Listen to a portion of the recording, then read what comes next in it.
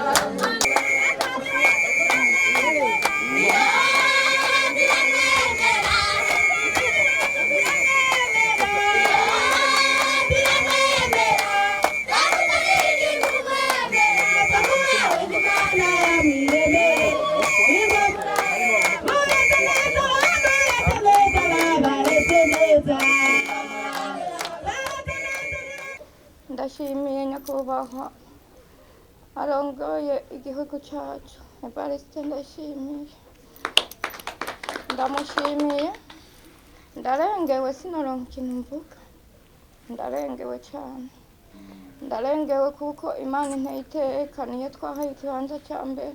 Murakubahwa mu mpaya aka kazi, abana bagomba udukaye bagenda ku ishuri, ni Burundi bw'ejo bagenda ku ishuri, kandi murabona ko ataho nikora nk'uko nyine mwabibonye. Murakubahwa, ndabye ukuntu narimerewe basha byari bibi gose, kandi nari mbaba imvura ingwa ko urabona agahema ka uruhande rumwe, imvura iguye abana baca bavyuka tugakoranira mu kumba kamwe.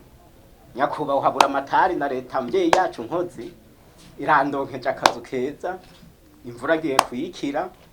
Bagabo ndabashimiye, kandi murahoruko n'abandi bari mu nyuma yanje muze mubafashe. Yego ibibazo ntibikenye kweri, urabona nk'aba bana bahora biga, ariko kubwuko nsigaye ndi umwe hamaze kuba ivyo bibazo baciye bahagarika kwiga.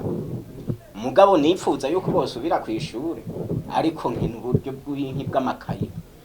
Ayo rero iyo leta mbyeyi leta nkozi yoraba ukuntu ifashisha udukaye hama bagasubira ku ishuri. Ndashimiye Imana imfashije ikampanya kuba musitantera akamfasha na buramatari. Nongeye ndashimiye abanyagihugu bamfashije ba leta y'u Burundi. ndabaye ahantu ntarosubira kuvigwa vuba, nahora nyagirwa n'imvura